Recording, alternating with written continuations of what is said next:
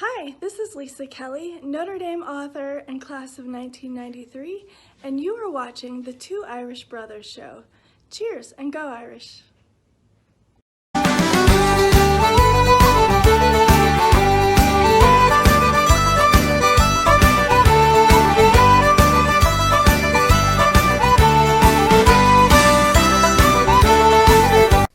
How's it going, everyone? I am ND Sean 45.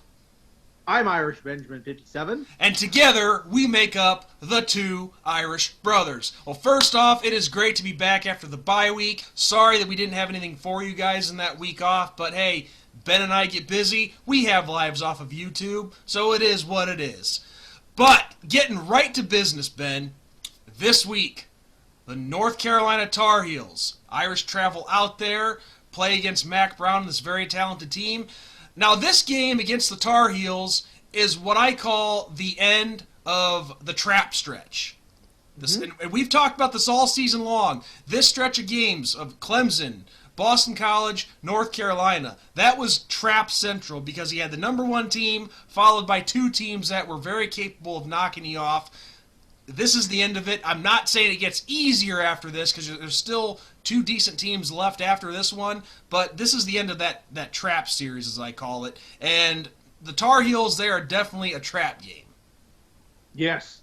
Oh, yes. Yes, they are an impressive squad, and their record doesn't really show how talented I think they really are.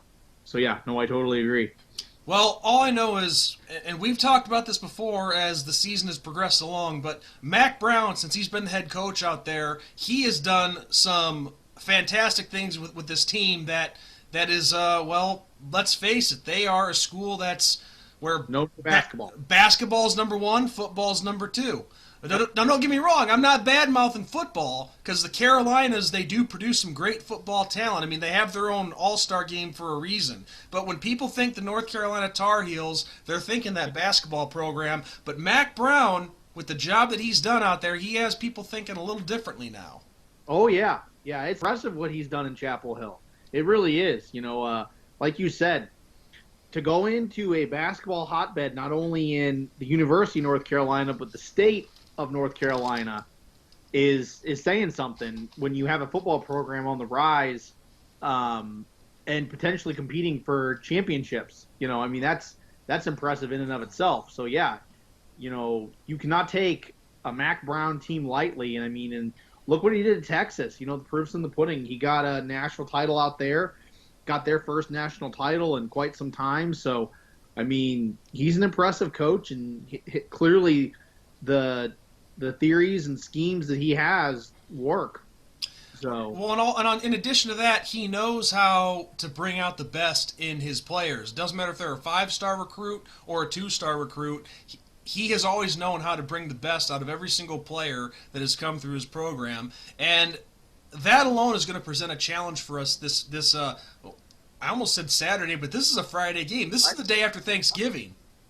So I'm not used to saying that. I'm not used to seeing us play a Black Friday. To that.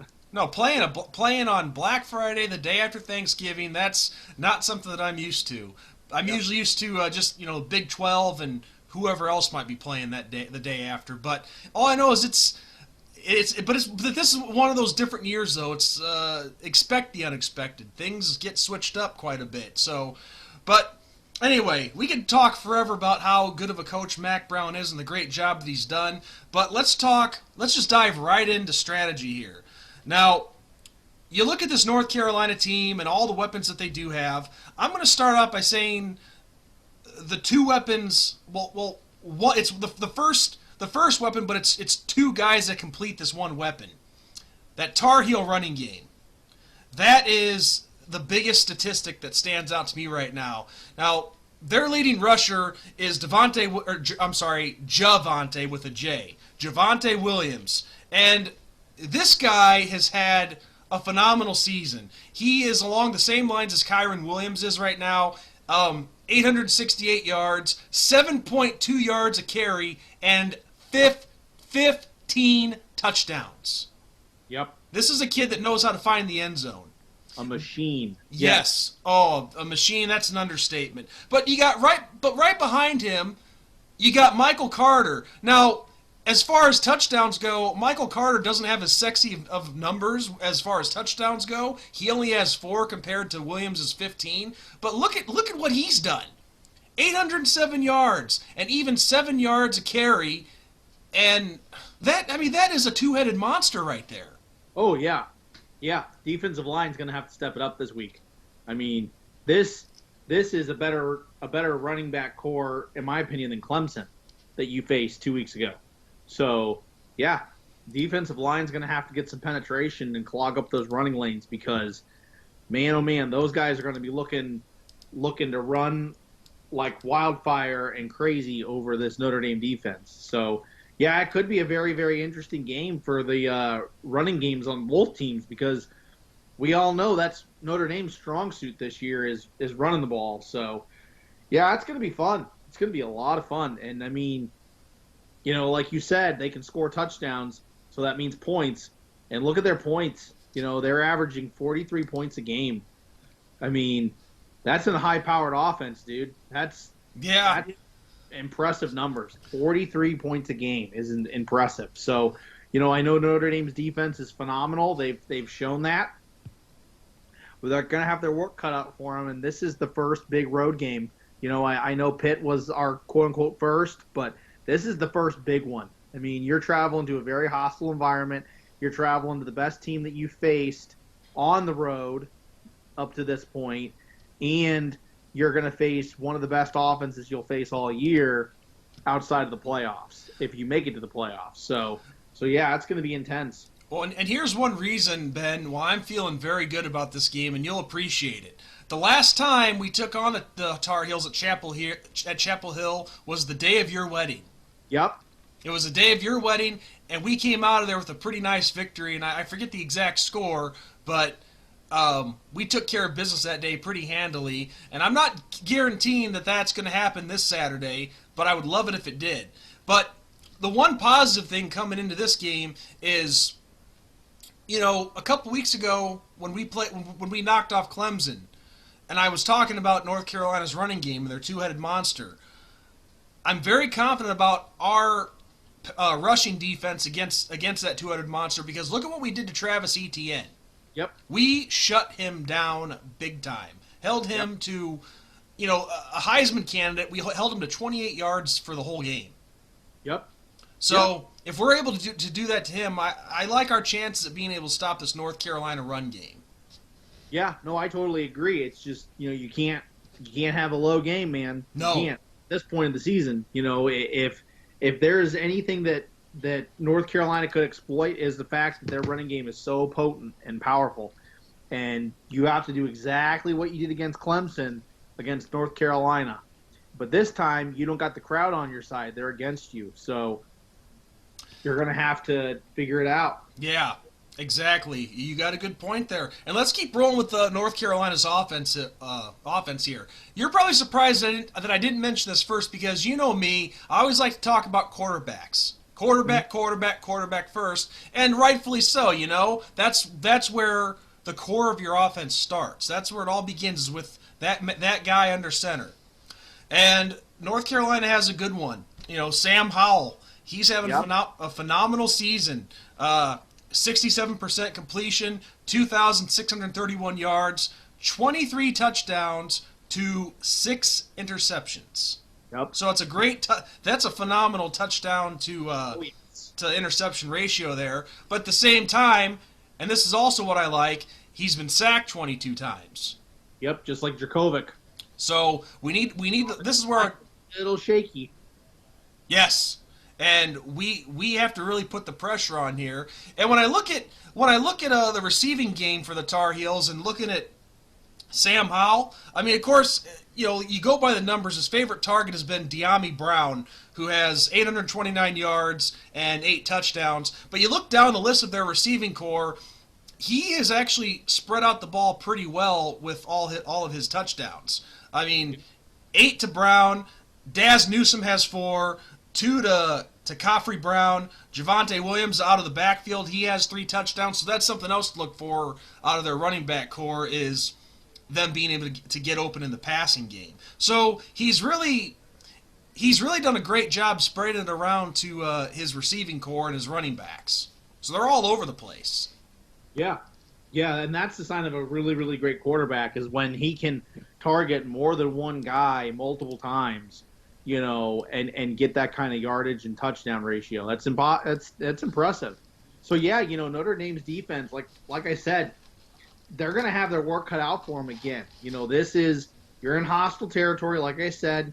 You're going up against a really, really high-powered offense that knows how to score points and can score points both ways, not even running, but passing too. So, they're going to have to be on their best this weekend, or end of the week, I guess I should say. I mean, I guess it technically counts as a weekend because most people have Friday off. But, yeah, it's, this is a game where you got to prove it, man.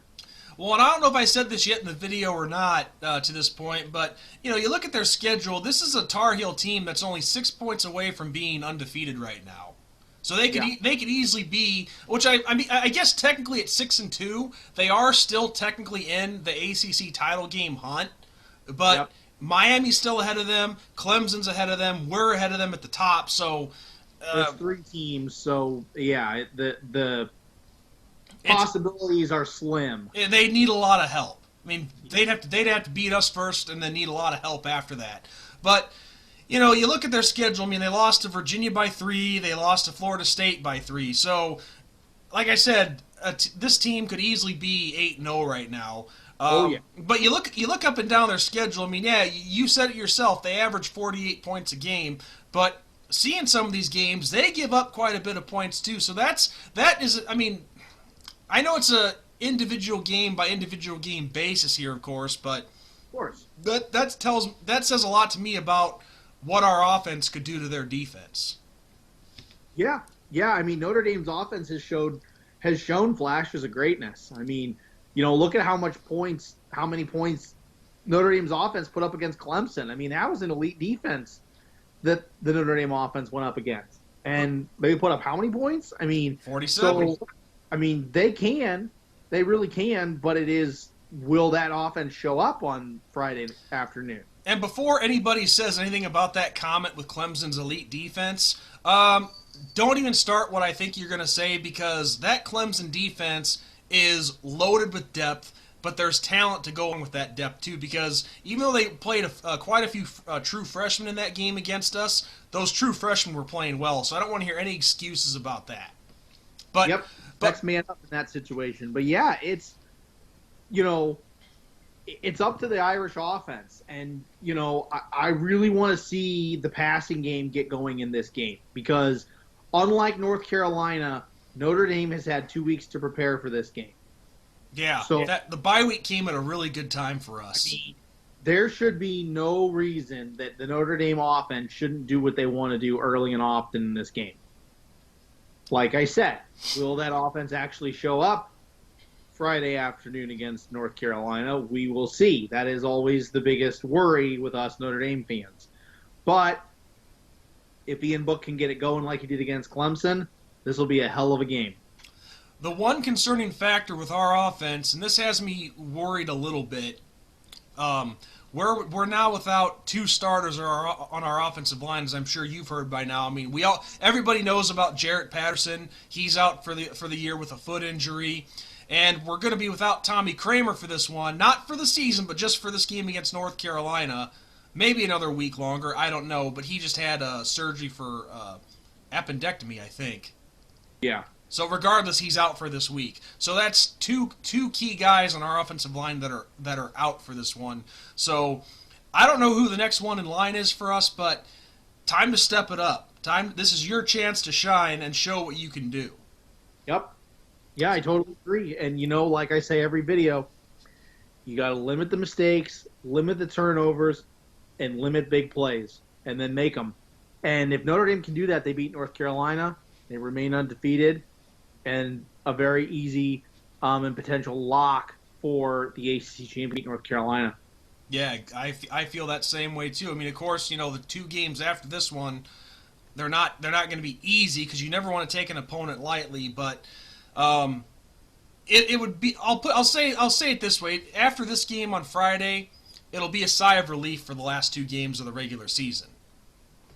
But I'm not going to get too cocky just yet. No. So yeah, with the offensive line and missing Jarrett Patterson and Tommy Kramer, this is a chance to, like, what Dabo Sweeney's Clemson team did against us. This is Brian Kelly's turn to show what his recruiting is like and how he's done. So Yep.